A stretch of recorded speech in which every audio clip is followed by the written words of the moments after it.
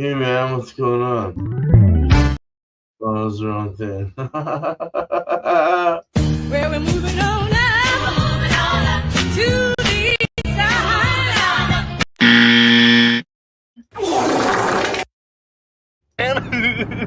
Let the blood. So long, gay boys. That guy in a little coat. Oh my God, Ronnie. Oh, hi, thanks for checking in. I'm still a piece of garbage. I know you are, but what am I? Oh, hi, thanks for checking in. I'm still a piece of garbage. I know you are, but what am I? How's it going, everyone? How you guys doing tonight? Today we're from this beautiful world. I thought that I would give you a wheel of style tonight for the next brew because the next one, the one that I'm doing now, is the Baltic Porter, and it is going off the hook. As some of you might see the short that I put up, but it is raw. I do have to do my double New England IPA again. This is already sanitized. This bad boy right here. This thing that this nice little beast.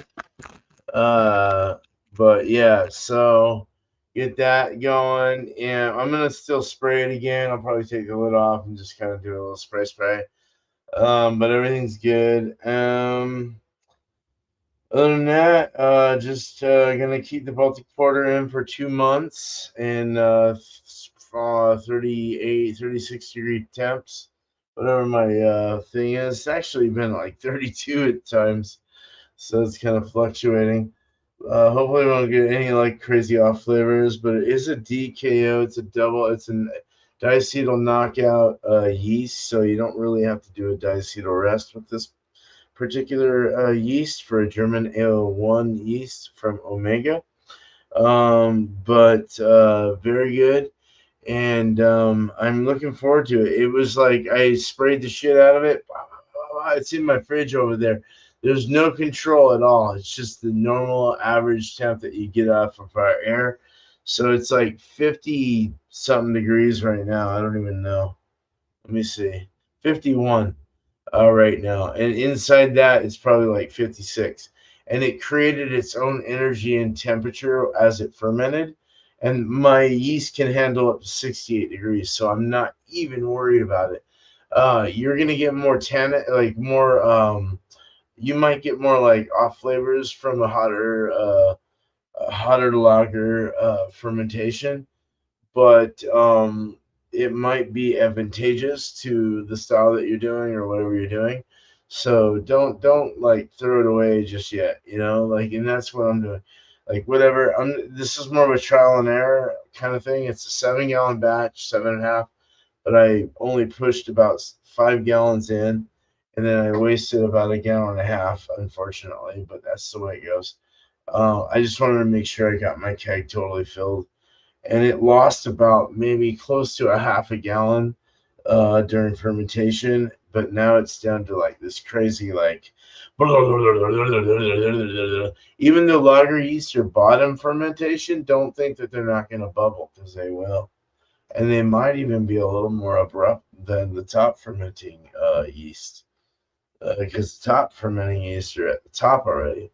The bottom is taking a little time for that bubble to get up there, and it turns into a fucking volcano, man. So yeah, you gotta watch that shit. It's crazy, but a lot of them will have like their secondaries. Will put them on a horizontal scale for their tanks, for the lagers, the lagering beers, and I think that's just to spread things throughout, to give it more spread, space wise, that. Um, but yeah, other than that, making beer, making a lager is really not that hard. It's just a matter of getting the right temps for fermentation. Once your fermentation's done, then you just kind of give it a diacetyl rest, get that butter popcorn out of there, unless your yeast are already like mine, already have that science taken care of. You just do that, and then you bring it down. If you have the control, you just got to buy an Inkbird controller, $30 on Amazon. and get you a shitty refrigerator, punch a hole through the side of the fridge, put your sensor in there, throw your keg in there with airlock in it, of course, sanitized keg and airlock, and just let it go to town and set the temp. And you'll be good. Right now, I don't have anything on out there because it's that temp right now, so I don't have to worry about anything.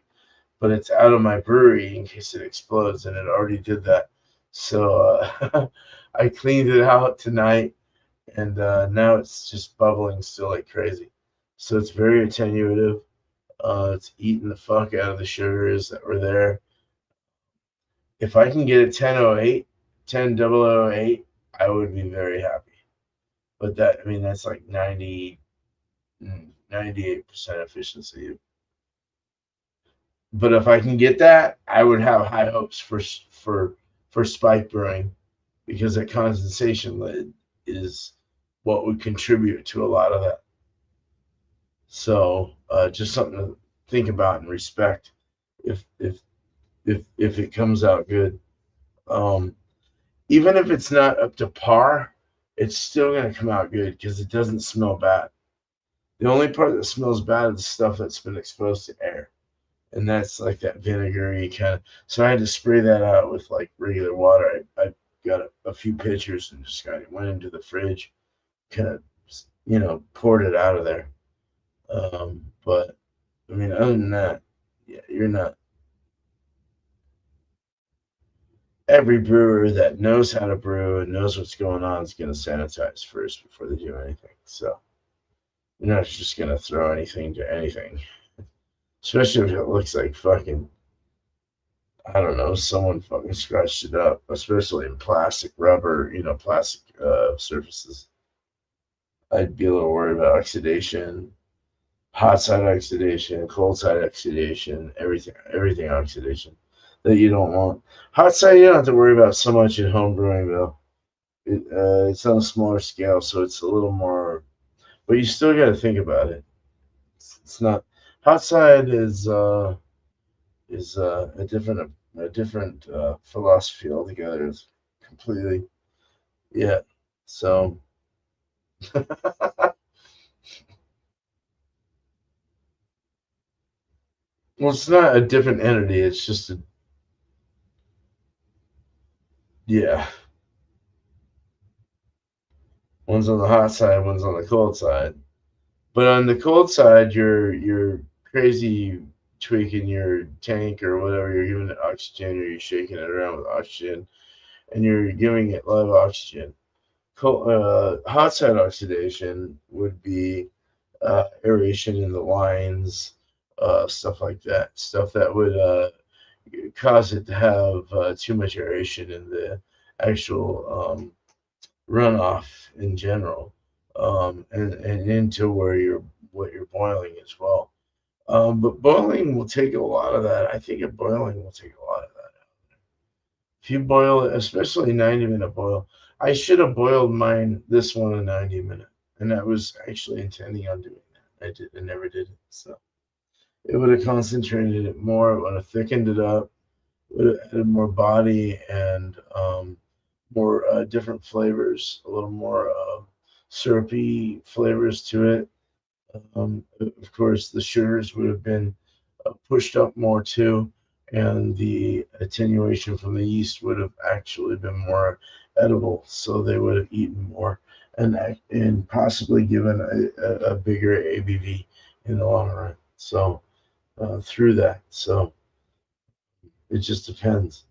It depends. It's like an old guy wearing Depends. He doesn't know if that shit's gonna like go in his Depend, or if it's gonna like go in the in the diaper, or if it's gonna like go somewhere on the side, and he has to lie about it and be like like all nervous and shit. So I can be all scared to like lie about it. Like that was my diaper. No, I'm just saying, like that's insulting. That sucks, man. That would suck, man. That would suck. I would hate that. Like I would look at that and go like, oh, yeah, that would not be good. That dude should not be drinking beer.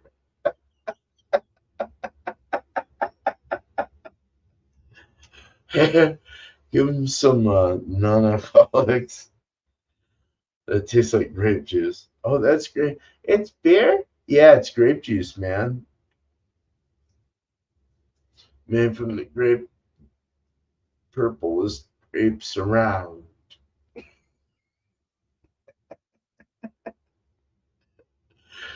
Man, whatever.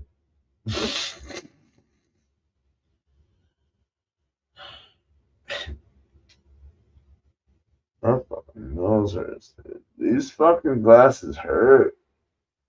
Dude, I had to put duct tape around the nose pieces because, well, I got these from, they were from Taiwan or whatever, Chinese land. And their rubber there is like totally unfocused. Like they're not giving in to anything that would like be like, oh, this is our rubber that did that to you. No, your rubber fucking rubbed my goddamn eyes to a shame. Like they're red and they're irritated. And I had to put duct tape around the rubber black shit on the nose just to keep from like burning. I swear to God, I was like Bernie Sanders on the nose. Sorry, Bernie Sanders.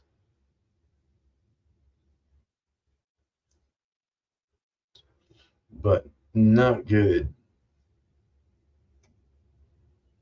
Jeez. Not good at all.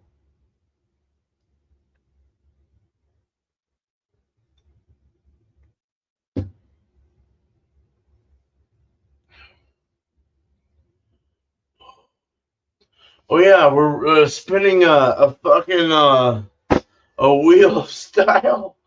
Let's get that style going, man. So the style that we're gonna do, the last style that we're doing, is a fucking Baltic Porter. So that one's in right now in the making.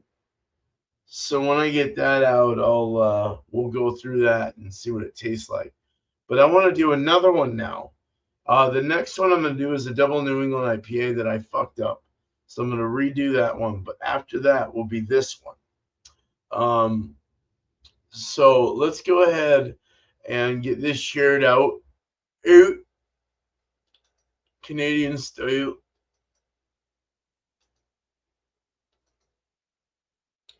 And let's see what style I'm going to brew next.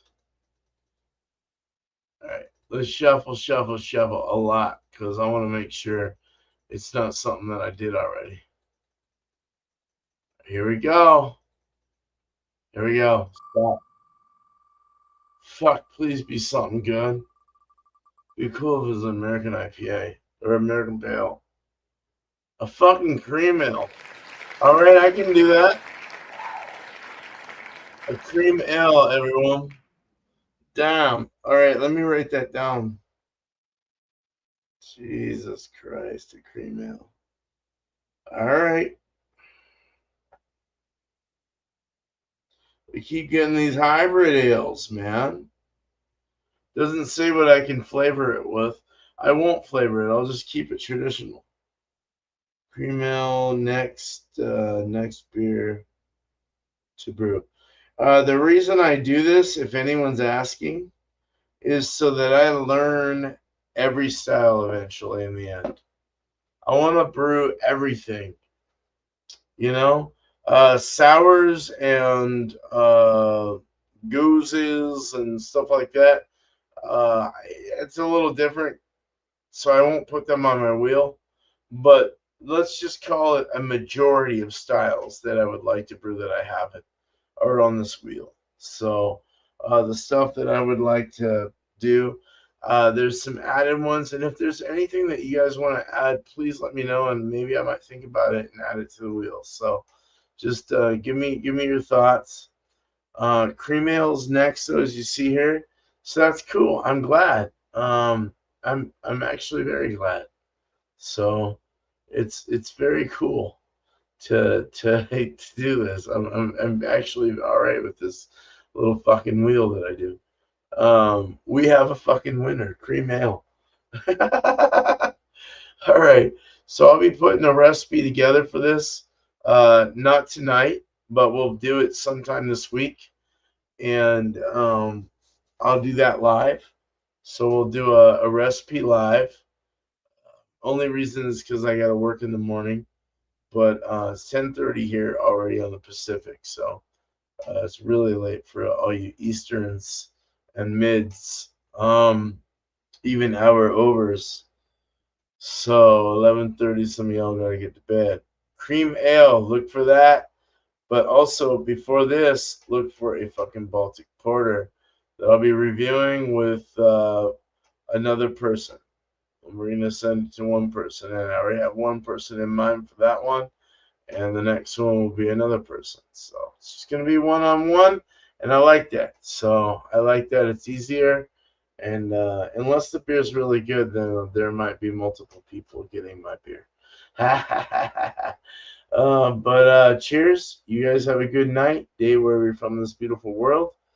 But please, not after one more fucking sip. And let's stop sharing. And where is that shit? Not after one more sip. You guys have a good night, day wherever you're from this beautiful world. Not after one more sip.